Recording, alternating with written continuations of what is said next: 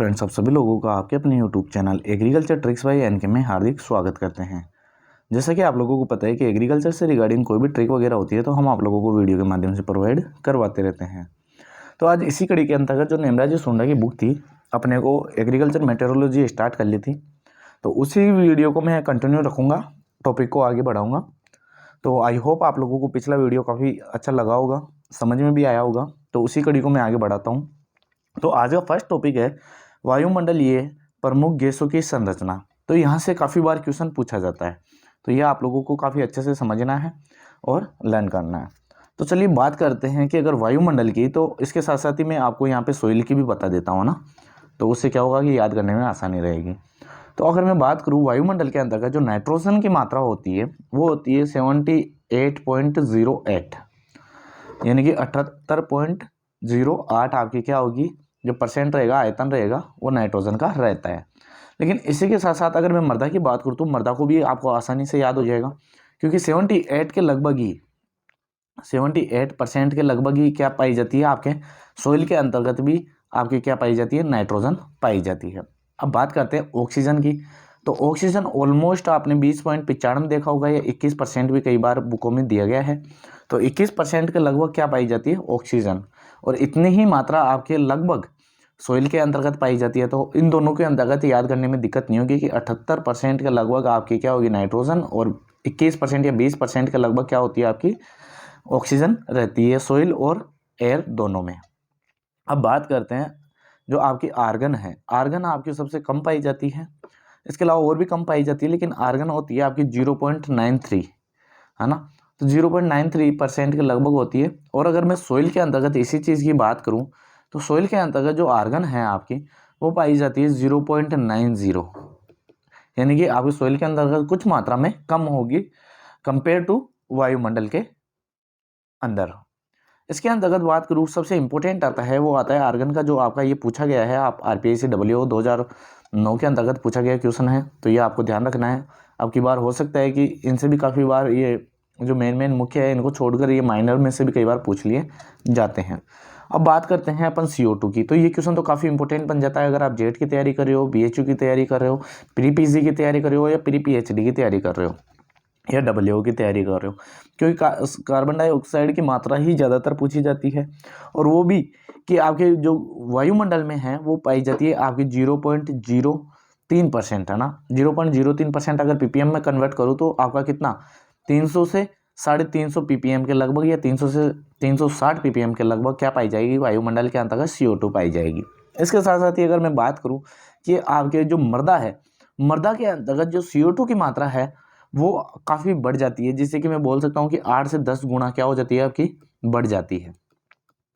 तो इसके अंतर्गत कितना होगा, तो CO2 की मात्रा अगर मृदा की बात करूँ तो 0.25 से लेकर आपकी 0.30% के लगभग क्या होती है, कार्बन डाइऑक्साइड, किसमें, मृदा के अंतर्गत। तो ये काफ़ी इंपॉर्टेंट है, ये काफ़ी बार पूछा जाता है कि मृदा के अंतर्गत CO2 की मात्रा होती है वो कितनी होती है, 0.25 से 0.30 आपकी क्या रहती है, आपकी कार्बन डाइऑक्साइड। तो इसको आप अच्छे से याद कर लेना।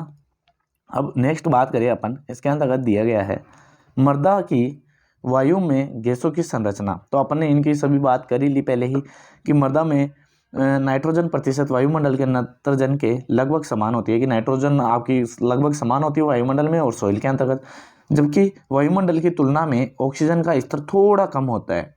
मैंने बता दिया आपको कि जैसे कि आपका O2 था, वो आपका लगभग कितना था, आपके वायुमंडल के अंतर्गत, जैसे कि आपके ऑक्सीजन था 20.95 था, लेकिन इसके मुकाबले थोड़ा सा क्या होता है, सोइल के अंतर्गत कम पाया जाता है ना, ये याद रखना। लेकिन वातावरण की तुलना में CO2 का स्तर लगभग 8 से 10 गुना अधिक पाया जाता है, जैसे कि 0.25 से 3% तक क्या होता है, आपकी क्या पाई जाएगी, सोइल के अंतर्गत 0.3% आपके क्या होता है, CO2 होता है सोइल के अंतर्गत। तो ये आपको याद रखना है। नेक्स्ट मैं बात करूँ सौर स्थिरीकरण, है ना। तो सौर स्थिरीकरण क्या होता है, वातावरण में बहती सीमा पर 1 वर्ग सेंटीमीटर की सतह क्षेत्र पर 1 मिनट में गिरने वाली ऊर्जा को सौर स्थिरांक के रूप में परिभाषित किया जाता है। कि जैसे कि आपके पास में, जैसे कि ये अर्थ है, इसके 1 वर्ग मीटर 1 सेंटीमीटर के अंतर्गत जितनी क्षेत्र में 1 मिनट में जो गिरने वाली ऊर्जा होती है, जो सौर ऊर्जा से आती है, तो उसको ही अपन मेज़र करते हैं। उसको किस स्थिरांक में मेज़र करते हैं? सौर स्थिरांक के अंतर्गत मेज़र किया जाता है। और इसका मान होता है वो कितना होता है? काफ़ी इंपॉर्टेंट है, ये काफ़ी बार पूछा गया है। इसका मान होता है 1.94 कैलोरी प्रति सेंटीमीटर स्क्वायर प्रति मिनट। अगर इसकी SI यूनिट की या इकाई की मैं बात करूं तो 1353 वाट प्रति मिनट इसकी क्या रहती है? SI यूनिट रहती है।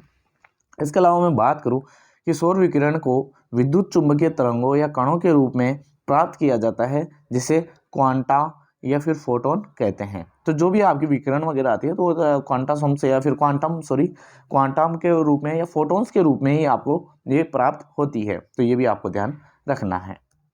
नेक्स्ट आता है, ये काफ़ी अच्छा पॉइंट है, PAR, है ना। PAR से भी काफ़ी क्वेश्चन पूछा जाता है कि फोटोसिंथेसिस एक्टिव रेडिएशन, है ना। फोटोसिंथेसिस एक्टिव रेडिएशन, जिसे हिंदी में कहते हैं प्रकाश संश्लेषण सक्रिय विकिरण। तो ये क्या होता है कि अगर जैसे पौधा प्रकाश संश्लेषण करता है, तो आपने काफ़ी बार अगर प्लांट फिजियोलॉजी पढ़ी है या बायोलॉजी पढ़ी होगी, उसके अंतर्गत काफ़ी बार अपन पढ़ते हैं बॉटनी के अंतर्गत भी, कि जैसे कि आपने सोचा होगा कि सुना होगा कि या पढ़ा होगा कि जो प्रकाश से किरणें आती हैं, वहाँ पर एक टाइम तक क्या होता है, पौधे की वृद्धि बढ़ती है, लेकिन अधिक प्रकाश के कारण वो क्या हो जाता है, फिर उसकी जो वृद्धि है वो गिरने लग जाती है, उसका प्रोडक्शन क्या हो जाता है, गिरने लग जाता है। तो जो एक लिमिटेशन होती है कि इतनी ही मात्रा के अंतर्गत पौधे को जो आपको मिलती है, पौधे को प्रकाश की किरणें या फिर उस रेंज के अंतर्गत आती है, उससे एक अच्छा प्रोडक्शन मिलता है और अच्छा फोटोसिंथेसिस कर पाता है। उसे अपन क्या कहते हैं? PAR कहते हैं ना, प्रकाश संश्लेषण सक्रिय विकिरण कहते हैं। चलिए अब इसकी बात करते हैं। हरे पत्तों में प्रकाश संश्लेषण के दौरान तरंगदैर्घ्य को सौर ऊर्जा का उपयोग 0.4 से 0.7, है ना, UM तक विकिरण आपके 400 से 700 नैनोमीटर तक तरंगदैर्घ्य की प्रकाश संश्लेषण के लिए सबसे सक्रिय होती है। तो मैंने बताया कि प्रकाश जो आता है आपका सूर्य से, तो वहाँ से आपको 400 nm से लेकर 700 nm तक जो आपकी किरणें आती है, वो क्या रहती है, आपकी फोटोसिंथेसिस के लिए सबसे उपयुक्त रहती है। इसके ऊपर आप पौधा क्या करता है कि फोटोसिंथेसिस अच्छे से कर पाता है और अच्छे प्रोडक्शन देता है। तो ये आपको रखना है याद, क्योंकि ये रेंज कई बार पूछ ली जाती है कि जो PAR है उसके लिए उपयुक्त जो तरंगदैर्घ्य होती है वो कितनी होती है, 400 से 700 nm रहती है। इसके अलावा जो प्रकाश संश्लेषित सक्रिय विकिरण कहलाती है, इसे ही अपन क्या कहेंगे? प्रकाश संश्लेषक सक्रिय विकिरण कहते हैं।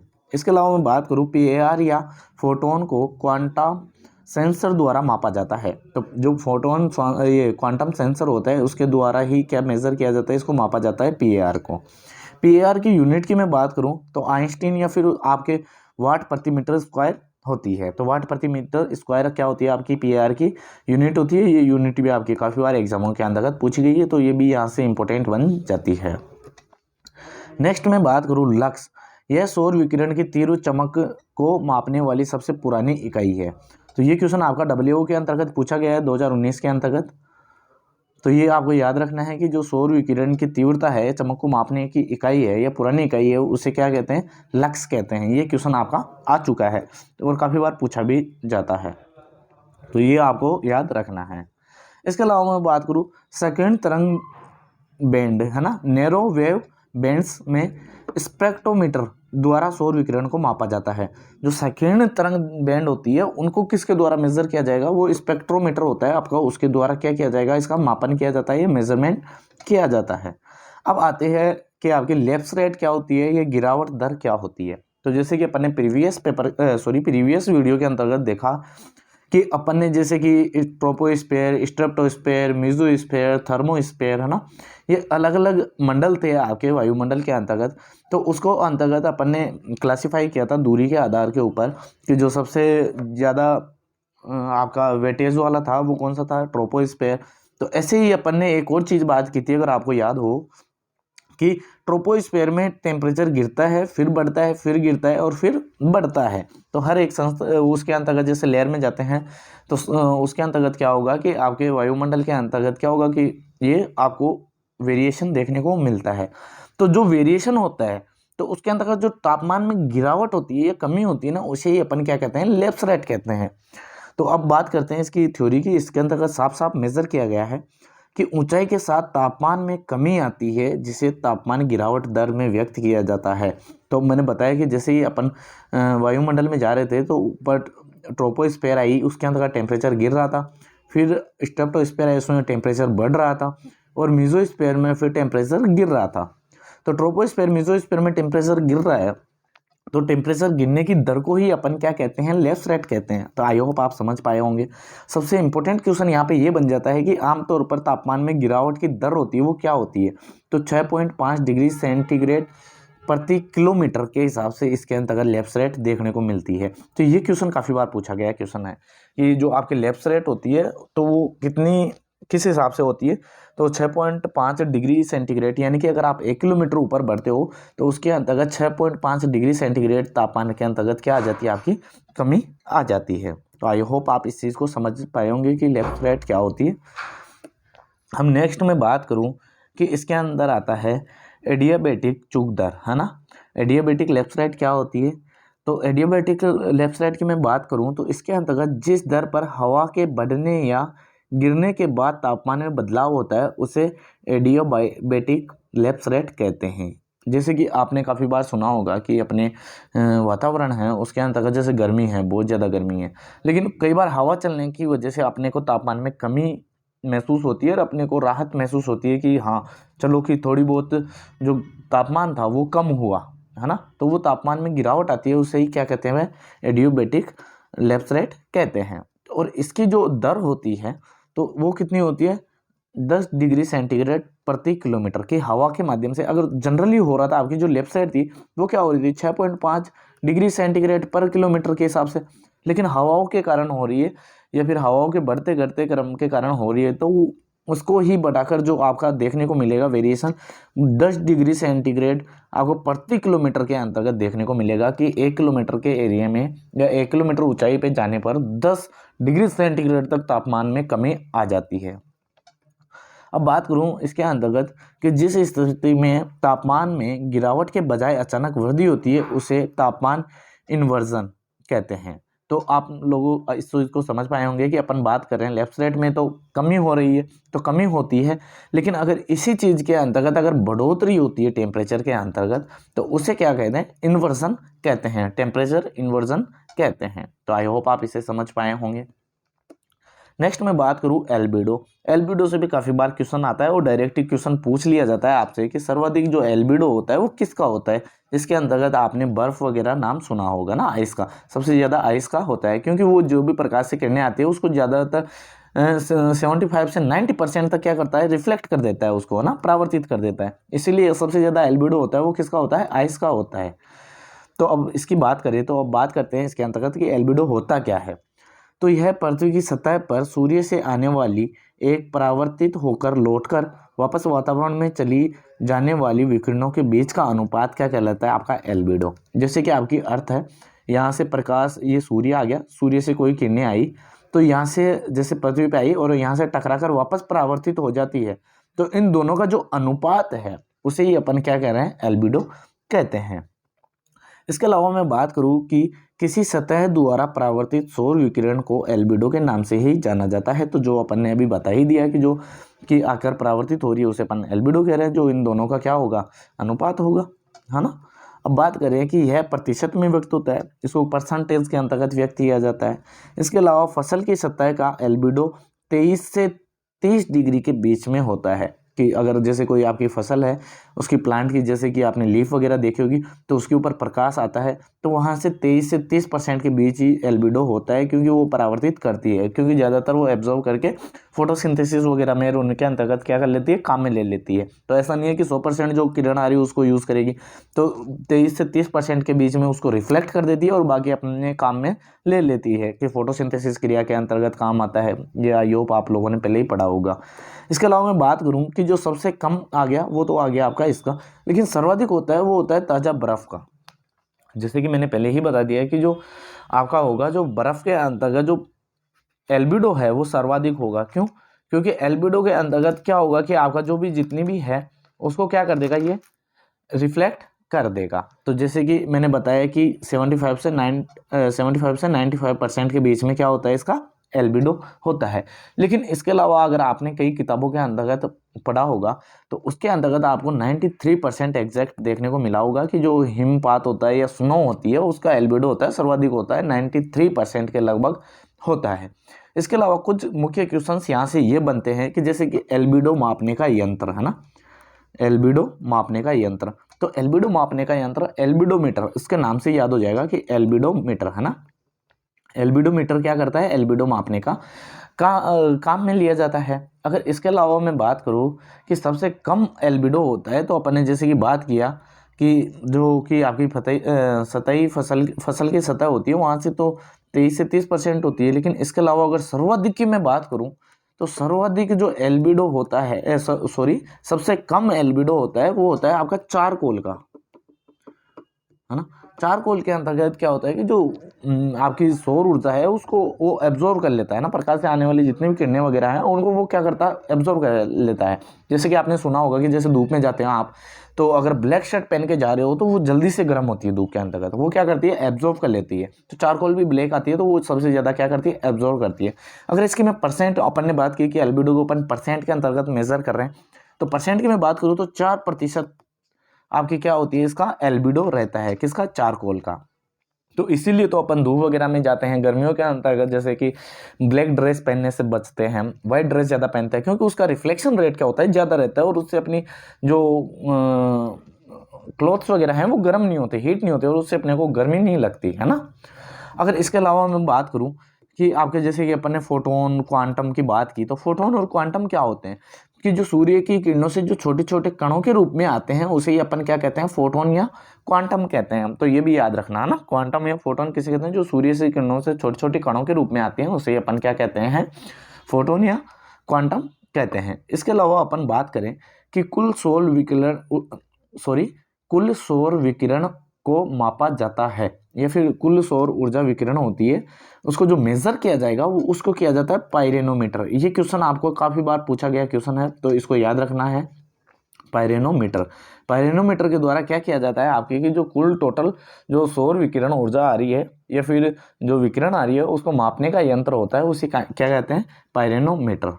लेकिन इसके साथ साथ एक और मेजर क्वेश्चन ये बन जाता है कि कुल टोटल आ रही है उसका तो अपन ने मेजरमेंट कर लिया, लेकिन जो सीधी सोलर रेडिएशन आ रही है ना, एकदम सीधी जो सीधी सोलर रेडिएशन आ रही है उसको मापने का यंत्र होता है उसका, उसे कहते हैं पायरेलो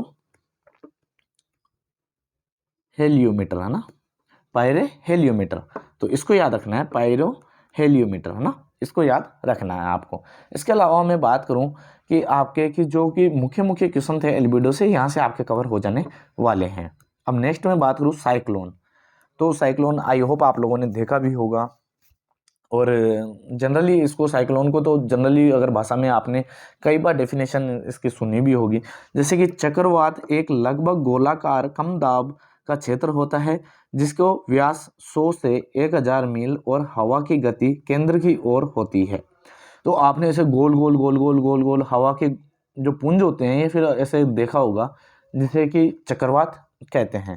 इसके अंतर्गत क्या होगा कि आपका जो मिड होता है केंद्र में आपका, इसके अंतर्गत जो दाब होगा वो क्या होगा, कम होगा। बीच के अंतर्गत जो केंद्र की ओर होता है वो क्या होता है, दाब कम होता है और बाहर की ओर क्या होगा, ज्यादा होता है। तो ऐसे ही इसके अंतर्गत बताया गया है चक्रवात एक लगभग गोलाकार कम दाब का क्षेत्र होता है जिसका व्यास 100 से 1000 मील और हवा की गति केंद्र की ओर होती है।